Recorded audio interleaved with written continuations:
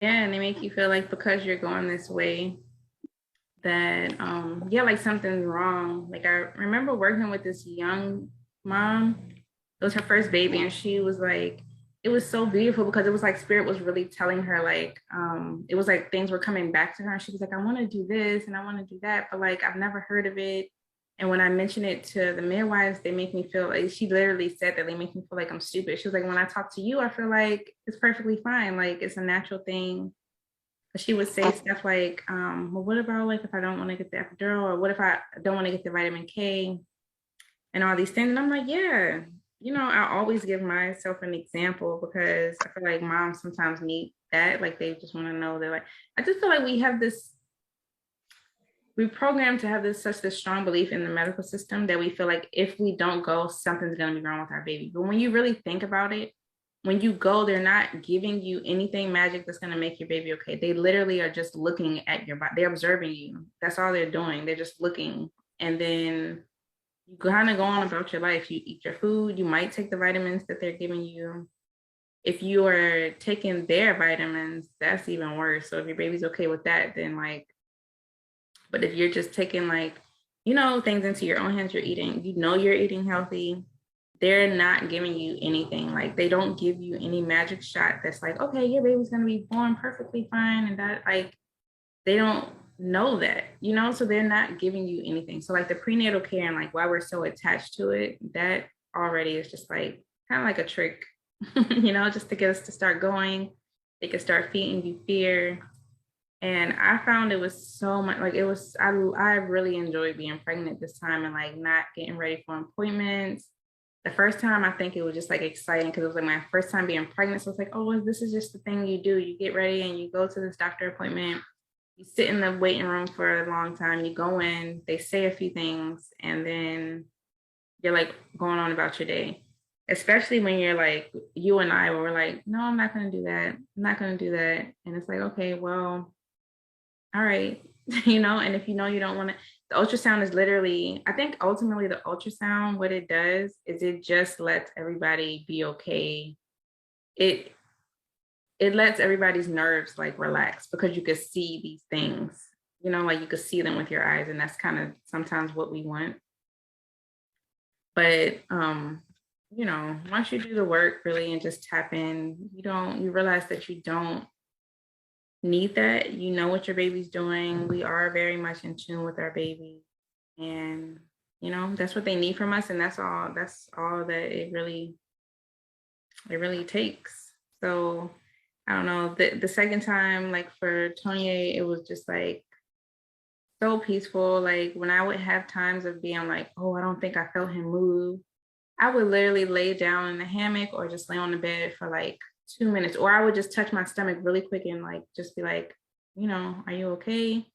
He would respond every single time, like every time. And it was almost just like to let me know, like, stop what you're doing right now. Like, stop worrying about me. I'm okay. Like, I'm sleeping or resting or whatever.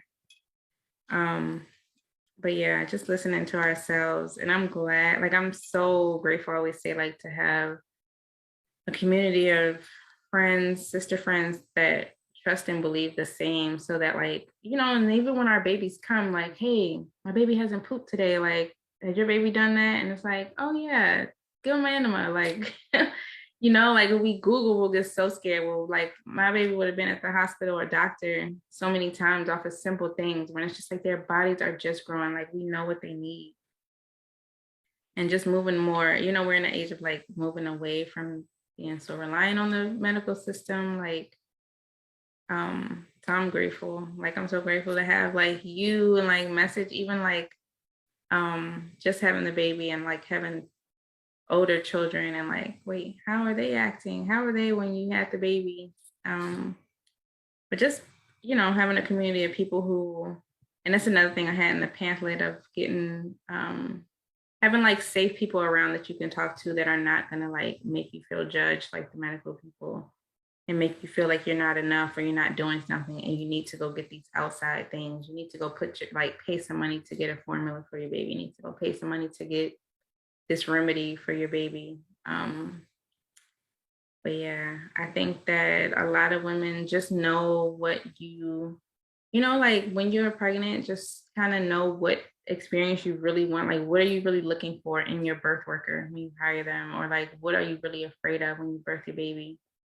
Um, and you know, that way it'll tell you like if you really do need midwives, if you do need an OB. And even just being informed and like knowing what you want and knowing that everything they say is not something that you have to do. And they're working for you. If they're not giving you certain things that you want or don't want, then they can move on to the next one, or just educate yourself enough to be your own midwife, your own, like your husband. Both of us with our second babies, it was just our partners there, and educate them. Like, you know, you be my second eyes. I'm going to be pushing out a whole baby. I might not be able to like pay attention to everything, but like, you know, we've had this conversation. When the baby comes out, just make sure I'm not bleeding. Like, you know, give them a little heads up, and they can be your midwives because they, you know, they're the people that created the baby and they have your best interests. They're not worried about, oh, if this doesn't go right, I could go to jail because my license, you know, they're not all wrapped up in that. And so they have they're thinking more clearly. And so, yeah, that's what I want people to know from, you know, hearing this conversation and just knowing that they're like just having a different perspective of moms talking who weren't so wrapped up in the system. And these are like, I was born at the hospital, and pretty much everybody, a lot of people I knew were born or birthed their babies in hospitals. And I'm a nurse. It didn't take long for me to work in the system and be like, yeah, like some things aren't right. And spirit just, you know, I think my purpose here was to like wake up and see things more clearly and to do things differently. So that's what I'm doing. And yeah, I'm grateful and thankful for it. And if you are, like I said in the beginning, if you are thinking about or have any type of like feeling in your body that's like, I want to birth my baby at home by myself, don't let anybody tell you that you cannot, or that you're crazy, or that your body is not doing enough. The earth, it was put here, and like we have things that grow. Like if your body doesn't have enough, then maybe you need to work on your breathing. Maybe you need to work on, you know, like get some herbs, change your diet. That's like the biggest thing. But definitely like going to the doctor, they're not going to give you anything magical for your baby. The most that they do when they feel like your baby is not developing properly is they induce you. Like that's the biggest thing. They may give you, I don't know, some fluid if you're dehydrated, which you can go hydrate yourself, or they might give you some vitamins to take, which you can go do yourself, but they're not doing anything that you cannot do. You know? So I don't know if you have anything else to say or share. Yeah, I feel like we have been given this powerful power. As in we're literally creating eyes, ears, heart, lungs, you know, and then someone's out here being like, you're not doing enough. I love that. I do love that. I love when you said that the other day too. Like, yes, you're doing everything. Exactly. And they're not feeling useful enough, because what can someone do except for support you in that time, you know, because you are going through a different birth other than like pushing out a human being, but your relationships are changing. You are changing. Like you're just like, I wouldn't do that, you know, but you would probably do it if you were single, you weren't pregnant, you know. Yeah. But you're giving birth to a whole different version of yourself. So it's like, who can hold you in that vulnerable state, you know, and be around those people instead of, like Brittany said earlier, people who don't make you feel enough, like you're enough, you know, and you're doing the whole thing. Doing the whole thing. And our bodies have been doing it. Our grandmothers' bodies are doing it. Their bodies, the great grandmothers are doing it. And we're going to keep doing it. Yes. I love it. I love all of it. I love this conversation. I'm happy we got to talk about this. And I hope that women, can get something out of it. Like, even if they are just like, oh, no, I'm not doing that glucose test. Like, I heard this thing and then I researched and like, I don't need that. My baby doesn't need that kind of sugar. But yeah, so I'm excited about just continuing to, walk in our truth and like have conversations about this type of thing, share. So yeah, so the babies can keep coming out without interventions at the hospital. And for so, me, no, go ahead. My mom did give birth to me in a hospital, but she always like prided herself on having a natural birth, So I was just like, I got this, like my mom did this. She's alive. Yeah. She, like she loves being a mom, So I'm just like, I can do this, Yeah. And where my mom grew up in St. Lucia, she could afford a hospital birth. I mean, her mom can afford a hospital birth and she can, but her cousins, couldn't afford a hospital birth. So they had births at home, so I'm just like, it's in my Wow. family. Yeah. I can do this. And at that time, my mom's time, which wasn't that far away, like a hospital birth wasn't natural, it was staying at home and giving birth to your your kids at home, it was only if you had money. That was the only reason why, right? So I feel like that's how I gained the confidence to give birth at home or anywhere, because birth happens anywhere. Yeah. That's beautiful. Yeah, that's like a close connection with home births. I didn't have any real experiences besides when I did my doula training. That's when I first was like, I'm gonna do this thing. Like, people did it. I'm gonna do that. So yeah, and just not being scared from like what I learned. It was just like, or what I would say, like what I was reminded, because a lot of the stuff just felt right. And then when I did the doula training, it was like, oh wow, there's some real life, examples. And you can do this. Like, I'm just glad I listened to it. Still talking. Like, are you saying something to me? But there was something I was gonna say and I forgot. I don't remember.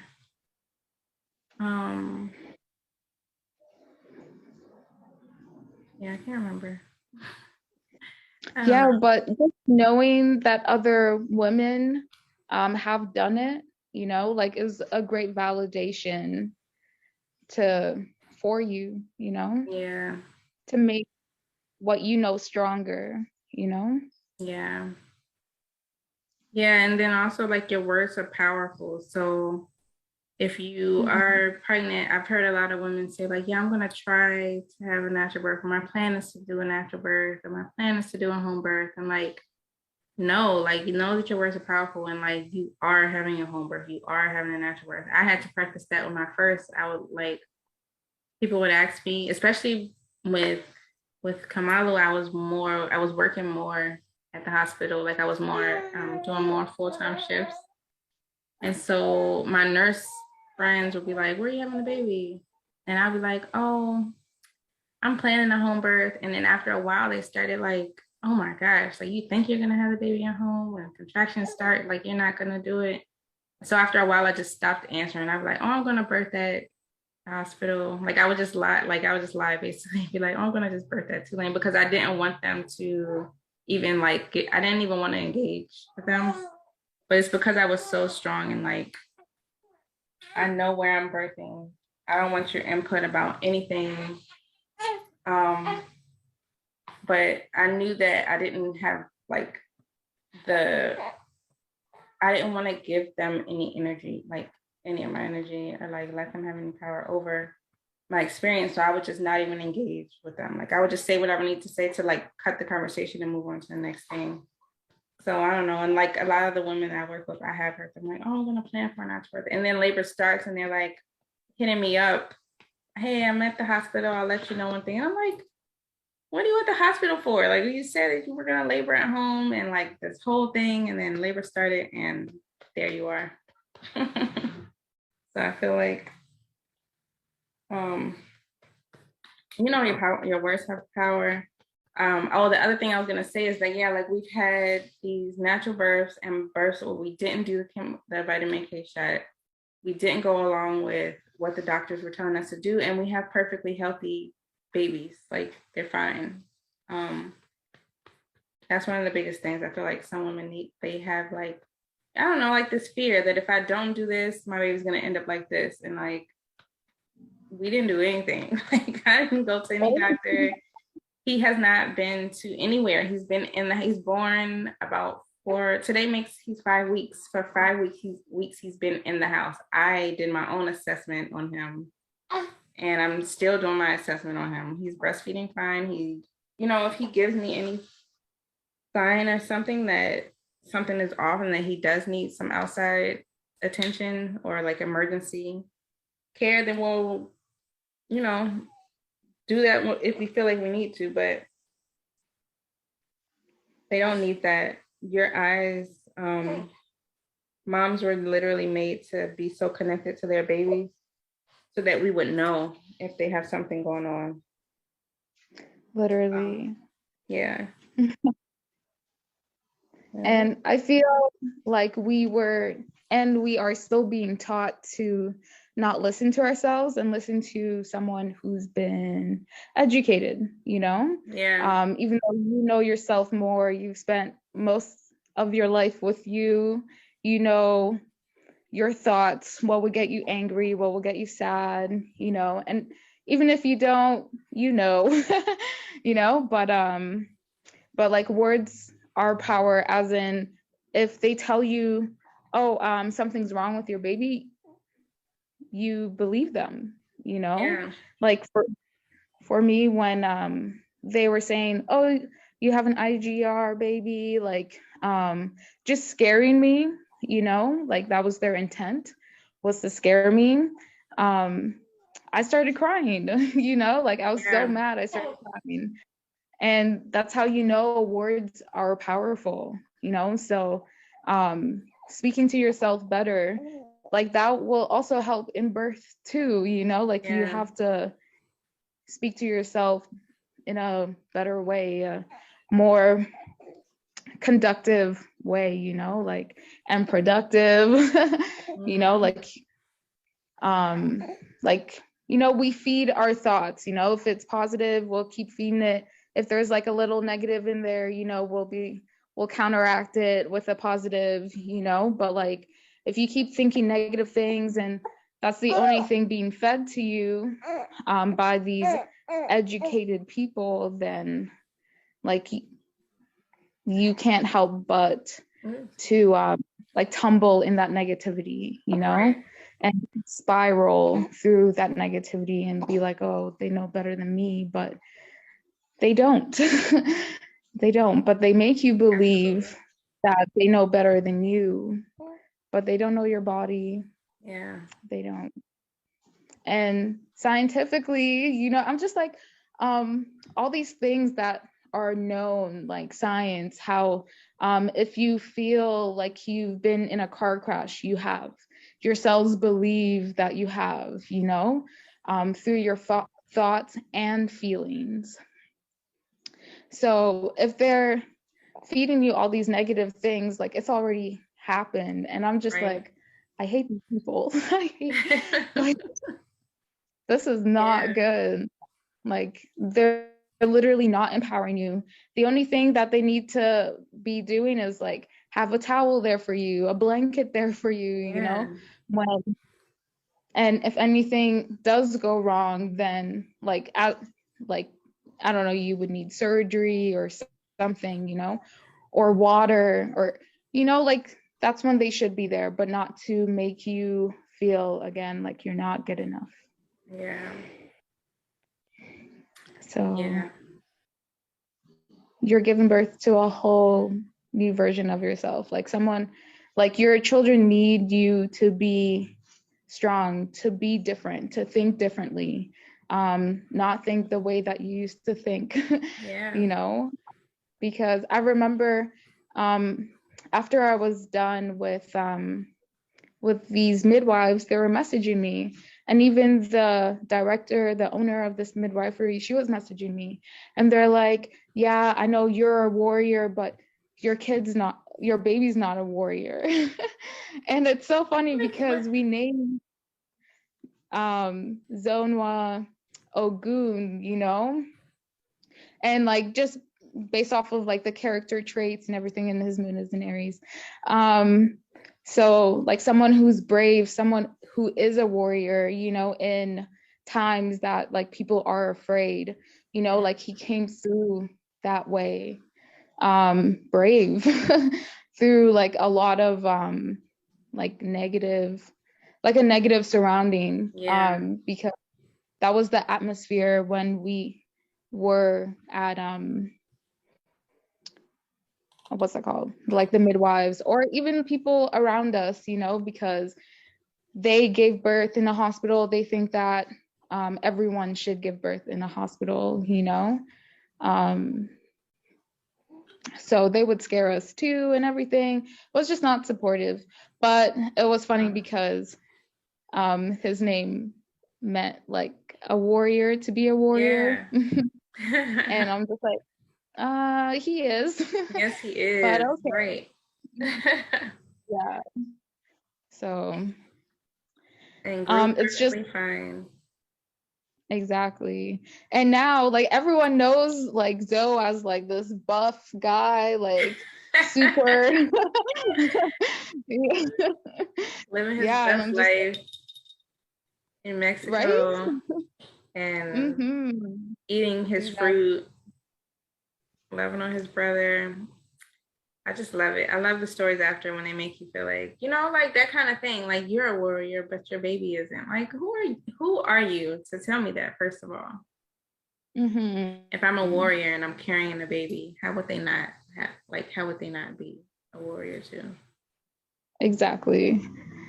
I'm just like, you're fired. Wow. Mhm. Yeah.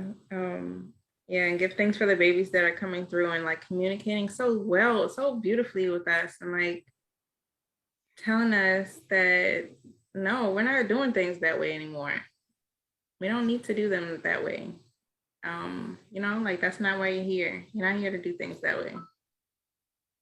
And Mhm. as a trained professional, or like trained, like what I say now, I love saying like trained agent, because that's really what it is. They train you to just be an agent for their system. Like I can personally say, like in nursing school, they do not teach you to act like, we're not trained in a way to listen to the person on the other side. It's like when I was working, a lot of times what irritated me so much was when nurses would like this one lady came and she had like knew she was pregnant, but she didn't do any prenatal care. I didn't work on labor and delivery. She had a whole different problem, but she was pregnant too. So like she was she knew she was pregnant, but she didn't do any prenatal care. And so the nurse immediately like judged her, like, why wouldn't you go to get prenatal care? And I feel like in the beginning, like my first year, second year, I think we really judge because we get nervous ourselves. Like, okay, well, we don't know about this because sister, like school never taught us what we do with these type of people. So then we get to the point of like, well, why wouldn't you take your medicine, or why wouldn't you do this? And like once I got out of that, like I remember telling this nurse, like, well, I mean, women have the right to go to get prenatal care if they want to, or they don't have to, because what are they really doing? And that was the first time she was just like, she didn't even know what to say back, because all we know is like, go to the doctors, follow this system. And, you know, like we're not taught about herbs. We are taught a little bit about nutrition, but it doesn't make sense. Like the kind of nutrition we're talking about now, like diets are not what we were talking about in school. We don't learn about things that are damaging to the body, things that produce mucus in the body that we don't need, stuff like that. So it's just a whole big mess. They're really just trained agents. And like, if you have an emergency situation, yes, they can help you in an emergency situation because they have the tools and things to do that. But if you're not in an emergency, a real emergency, then they have like no right to be in your space. Like they, they're not really doing anything for you. A lot of the stuff you can do on your own. And, I think we should just get to that place. The faster we do, like the better, and we'll be healthier. Like we'll actually be healthier during pregnancy and have healthy, maybe even stronger babies because we weren't going to get their radiation every few months on our babies and things like that. So yeah, I just feel like we don't really know that nurses and medical people, we don't know that they don't really know. We just feel like because they have these things that they know, but like they're not being taught really anything that makes sense. They're really just being trained to work for pharmaceutical companies. And, ultrasounds are a lot of money. Like they're a lot of money. So like, if you get them and your insurance is paying, like the hospital's making money they're making money for everything that you get. So just remember that that's a factor too. It's not always that your body really needs these things. It's always like the money part, the business part of it for them. So yeah. Yeah, definitely what got me. I was like, oh, you get paid for this? Nope, you're not getting paid on my time. Right. Like, oh, you going on vacation? Nope, not with me. Nope. I feel like we didn't even get to the part about, well, we can do another conversation because we didn't really talk about what we did to prepare for our home births the second time, being that we weren't planning to use people, Medwives, OBs, and stuff like that. But I don't know I don't know how I'm gonna split this up because I think that the recording has been going on for a while, so I don't know how to put it on Anchor. But I can edit it. But maybe we can do another one because I do want women to know too about like in real life, like what did you two moms do, or what did moms do to prepare for their home births, like or to give themselves prenatal care type of thing. Not that we gave ourselves prenatal care, but like what would you do in place of that? Like in real life, what does it look like? Because I think we're so programmed to just think that we have to go get these things done or have to be physically at this other place for us to know that our bodies are okay, that our babies are growing. And like, I know neither one of us did those things. So, but yeah, we could talk about that, but I don't want to mess up this. I want to find a way. Hopefully I can edit it in a way where I can get it posted to Anchor. Wow. But thank you for your time. No thank you problem. for your time. And we have these babies. It's hard sometimes, like to focus, to get together. But thanks for the fathers that got the older ones out the way a little bit so we can like at least hear what we're saying. But here, I'm gonna stop the recording. Well, you want to say something else before I stop the recording? Oh, that's it. I'm also grateful for sharing this time with you. It was fun. I enjoyed it.